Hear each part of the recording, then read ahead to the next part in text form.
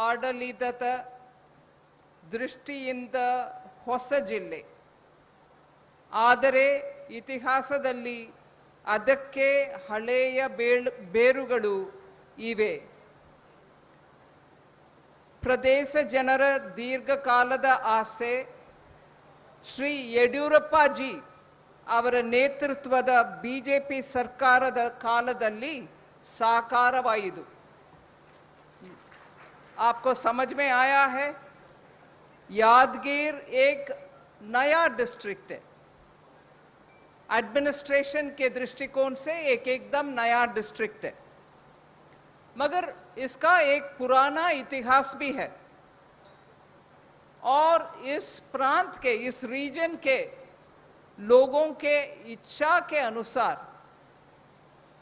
जब BJP government थी पहले और श्री येडियुरप्पा जी थे मुख्यमंत्री, उस समय ये जिला का नया एक रूपरेखा दिया गया.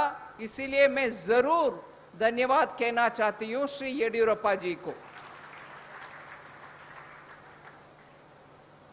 अभी एक्चुअली उस यादगीर जिला बनाने के बाद आपको एडमिनिस्ट्रेशन दिखाई दे रहा है डिस्ट्रिक्ट में, और आपके जितने भी शिकायत है उसको सुनवाई करने का और उसके लिए प्लानिंग करने का और इस रीजन का पूरा आगे ले जाने के लिए डेवलपमेंट का प्लानिंग सब आपके सामने हो रही है अभी जिला प्रशासन के द्वारा. मगर यादगीर एक एस्पिरेशनल डिस्ट्रिक्ट है. ये एस्पिरेशनल डिस्ट्रिक्ट के विषय में मैं एक विषय बोलना चाहती हूं. एस्पिरेशनल डिस्ट्रिक्ट क्या चीज है? अच्छा सा डेवलप्ड एक राज्य है जैसे कर्नाटका, और इधर हर जिले उनके अपना बलबूते से आगे बढ़ती है. सब जिले में बेंगलुरु जैसे आईटी इंडस्ट्री नहीं है, फिर भी उनके बलबूते में आगे बढ़ते हैं और उसमें कुछ दिक्कतें भी है. सड़क ठीक नहीं है, कम्युनिकेशन फैसिलिटी नहीं है, और आज तक के डेवलपमेंट के देखते हुए जितना स्पीड में इंडस्ट्री उधर आना है और जितने स्पीड में एग्रीकल्चर का स्टोरेज कैपेसिटी बनाना है या ट्रेनिंग देना है, स्कूल्स अच्छे होना है, ये सब हर जिले में एक तरह नहीं है. इसीलिए जिला जिसमें इनका कमी है और उसमें और ज्यादा काम करना है, इनको बैकवर्ड डिस्ट्रिक्ट ना कहते हुए उनको एस्पिरेशनल डिस्ट्रिक्ट ऐसा नाम माननीय प्रधानमंत्री ने दिया. क्योंकि ये बैकवर्ड नहीं है, लोग बैकवर्ड में नहीं रहना चाहते, मगर उनके पास ये सब चीज पहुंचने में देर हुआ है. इसीलिए देश में हर राज्य से चुन चुनकर उनके राज्य स्तर पर जितने भी डिस्ट्रिक्ट नहीं पहुंचा उनको एस्पिरेशनल डिस्ट्रिक्ट ऐसा नाम दे करके एकदम फोकस्ड तरीके से उन जिला को डेवलप करने का एक पद्धति है. रायचूर भी और यादगीर भी दोनों एस्पिरेशनल डिस्ट्रिक्ट है. मतलब बहुत काम फोकस्ड तरीके से डिस्ट्रिक्ट एडमिनिस्ट्रेशन भी और राज्य सरकार भी और केंद्र सरकार भी इधर करना आवश्यक है। यही है ये एस्पिरेशनल डिस्ट्रिक्ट का विषय। हम यादगीर को जब याद करते हैं, इधर प्राइमरीली एग्रीकल्चर ही मेन एक्टिविटी है, किसान खेती करने में ही ज्यादा एक्टिविटी होते, और इधर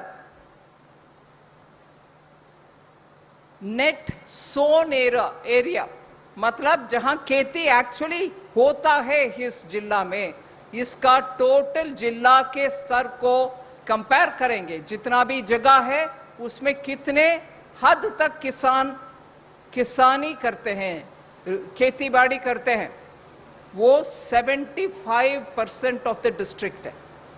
मतलब इस एक डिस्ट्रिक्ट में 2/3 भूमि और जमीन खेती के लिए उपयोग में आया है, और ये खेती में जितने भी उत्पादन होता है उसको सही तरीके से अगर हम उपयोग करते हैं और उसको सही दाम मिलने के लिए कोशिश करते हैं, वो ही पहला कदम होगा इस डिस्ट्रिक्ट को ऊपर उठाने के लिए। ये अगर रियलिटी है, बाकी सब विषय का एक बार हम आंकना देखना चाहिए। और एमएलए जी बेटे हैं, राज्य सरकार से अधिकारी भी आए हैं, और एमएलसी भी इसी इलाके के एक वरिष्ठ फिलॉन्थ्रोपिस्ट है, स्कूल्स चलाते हैं, उनका भी इधर हम डायस में विराजमान है, हम उनसे भी ये विषय रख रहे हैं। यादगीर का डेवलपमेंट चैलेंज क्या है? वो चैलेंज हमारे सामने रखने में हमें ये याद होगा और हमें ये भी हमारे मन में विषय आएगा कि इधर क्या और करना चाहिए। लोगों के एस्पिरेशंस, अभी मैं बैठे मेरे पास एमएलए जी आकर के लोगों के मेमोरेंडम दिया है, मैं जरूर उन सबको पूरे पढ़कर इधर कुछ करूंगी। मगर यादगीर का विषय थोड़ा हमारे सामने रखना आवश्यक है, और मीडिया भी है। मैं कहना चाहती हूं, महिला लिटरेसी, मुझे ये कहने में ये सिर्फ नहीं है, और 6 और 7 पॉइंट कहने में संतुष्टि नहीं है, दुख लग रहा है मन में, फिर भी मैं कहना चाहती हूं, क्योंकि वैसे आकर कहकर मैं नहीं जाने वाली हूं। इधर कुछ कर दिखाने के लिए मेरा कमिटमेंट है, इधर कुछ कर दिखाना है, इधर जरूर कुछ कर दिखाना है, लोग का दोष नहीं है। ఇక్కడ ఉన్న జనం మీద మనం ఏం తప్పు చెప్పడానికి లేదు। ఇప్పటి వరకు యాదగిర్ ఇలా ఉండడానికి కారణం ఏంటో మీ అందరికీ తెలుసు। కానీ ఆ విషయం ఏంటి? యాదగిర్ ఇంత ఒక డెవలప్మెంట్ ని రుచి చూడకుండా ఇప్పటి వరకు ఉన్నారంటే ఏమిటి కారణం ఏంటి? ఏమేం విషయం ద్వారా మనం దీన్ని అర్థం చేసుకోవాలి। ఇక్కడ డెవలప్మెంట్ లేదు అని చెప్పేసి వెళ్ళిపోవడం కాదు। డెవలప్మెంట్ అంటే ఏంటి? నేను ఆంకడా మీ ముందు పెడుతున్నా, అంటే ఇక్కడ ఒక దోషి ఈయన చేయలే ఆయన చేయలేని నేను చెప్పడానికి రాలా, మీకు తెలుసు ఎవరు చేయాల్సింది ఎవరు చేయలేదని। కానీ అట్లాంటి విషయాలు ఏమిటి? ఇవాళ ప్రతి ఒక్క ఆడపిల్ల స్కూల్ వెళ్తుంది, కాలేజ్ వెళ్తుంది, ఇంజనీర్ అవుతుంది, కలెక్టర్ అవుతున్నారు, లేదా నబార్డ్ లాగా ఆర్గనైజేషన్ల పెద్ద అధికారి అవుతున్నారు, లేదా ఇన్ఫోసిస్ లాంటి పెద్ద కంపెనీలో వెళ్ళి పనిచేస్తున్నారు। కానీ యాదగిరిలో 41 మహిళలే, అంటే 100 మహిళలు ఉంటే 41 మహిళలే చదువుతున్నారు, స్కూల్కి వెళ్తున్నారు, కాలేజీకి వెళ్తున్నారు। ఎందుకు? వాళ్ళకి చదువు మీద ఇంట్రెస్ట్ లేకుండా కాదు, వాళ్ళకు చదవాలని ఉంది, కానీ సరి అయిన స్కూల్ లేదు, సరి అయిన టీచర్ లేదు. ఎమ్మెల్యే గారు చెప్పారు, ఇప్పుడు ఇక్కడ ఉంది స్కూలు కానీ టీచర్ లేదు. ఉంది స్కూల్, వారు చెప్పలేదు, నేను చెప్తున్నా. దాంట్లో సదుపాయాలు లేవు, టాయిలెట్స్ లేదు, క్లాస్ రూమ్లో సరి అయిన వ్యవస్థ లేదు. మహిళలు ఎలా వస్తారు స్కూల్కి? అది ఒకటి. రెండవది, హ్యూమన్ డెవలప్మెంట్ ఇండెక్స్ అంటారు. ఒక వ్యక్తి, ఒక మనిషి ముందుకు రావాలంటే ఆయనకి మంచి స్కూల్ ఉండాలి, మంచి చోట్ల ఇల్లు, చిన్న ఇల్లు అయినా మంచి ఇల్లు ఉండాలి, దానికి ఇటుపక్క అటుపక్క చెత్త కుండ అవన్నీ ఏం ఉండకుండా ఉండాలి, మంచినీళ్ళు సరఫరా ఉండాలి. దాని తర్వాత ఏదైనా జబ్బు వచ్చిందంటే హాస్పిటల్ ఉండాలి, హాస్పిటల్లో డాక్టర్ ఉండాలి, నర్సు ఉండాలి, మందు ఉండాలి, అన్నీ ఉండాలి. కానీ యాదగిరి ఇవన్నిటినీ ఆంకడా తీసుకొని ఏ డిస్ట్రిక్ట్, ఏ ఊరు ఎంత ర్యాంకులో ఉంది అని హ్యూమన్ డెవలప్మెంట్ ఇండెక్స్ అని ఒకటి పెడతారు. ఆ హ్యూమన్ డెవలప్మెంట్ ఇండెక్స్ నా పూరా భారతదేశం విషయం మీకు చెప్పట్లా, ఒక కర్ణాటక విషయం చెప్తున్నా. హ్యూమన్ డెవలప్మెంట్ ఇండెక్స్లో కర్ణాటక మాత్రం నేను మాట్లాడుతున్నాను. కర్ణాటకలో యాదగిరి ఎక్కడ ఉందండి? నేల మీద ఉంది. ర్యాంక్ మేల్ నుంచి పైనుంచి కింద వచ్చిందనంటే చప్పట్టు చేయకండి, నాకు ఏడుపు వస్తుంది, నిజంగా ఏడుపు వస్తుంది. నంబర్ 1లో లేదు, నంబర్ 2లో లేదు, 3లో లేదు, 4 లేదు, లాస్ట్లో ఉందండి యాదగిరి. హ్యూమన్ డెవలప్మెంట్ ఇండెక్స్ ఆ విషయంలో యాదగిరి లాస్ట్లో ఉంది. నాకు మనసు బాధతోటి చెప్తున్నా. సరే, నువ్వు చెప్పేసి వెళ్ళిపోతావు తల్లి, ఏంటి అని మీరు అడగవచ్చు. అయినా నేను ఇంకా చెప్పి నా విషయం మీకు చెప్తా. మూడవది, మల్టీ డైమెన్షనల్ పావర్టీ అంటే బీదరికాన్ని లెక్క పెట్టి చూస్తారు. బీదరికం అంటే చేతిలో డబ్బు ఉండడం ఉండకపోవడం మాత్రం కాదు. ఇంట్లో ఏం వ్యవస్థలు ఉన్నాయి, కొంచెమైనా వాళ్ళు పని చేయడానికి ఉందా, వీళ్ళకి డెవలప్మెంట్కి స్కూల్ ఉందా, ఇదే ఇవన్నిటినీ మళ్ళీ మీకు దొరకడ పక్షం మీరు బీద అని ఒక క్యాల్కులేషన్, మల్టీ డైమెన్షనల్ పావర్టీ అంటారు. దేశవ్యాప్తంగా ప్రధాని మోదీ వచ్చినాక ఒక్కొక్క జిల్లాలో ఏంటి, ఎంతమంది బీదరికంలో ఉన్నారు అని చూసి వాళ్ళకి అందించాల్సిన విషయం అన్నీ అందించి 25 కోటి, నేను కరెక్ట్గా చెప్తున్నాను అనుకుంటున్నా, లెట్ పీపుల్ కరెక్ట్ మీ, మల్టీ డైమెన్షనల్ పావర్టీ, 25 కోటి జనాన్ని పావర్టీ నుంచి పైకి తీసుకొచ్చాం మన దేశంలో. 25 కోటి జనాన్ని పావర్టీ నుంచి పైకి తీసుకొచ్చేసాం. అట్లాగా పావర్టీని పోగొట్టడానికి ఇంత పని చేస్తూ ఉండగా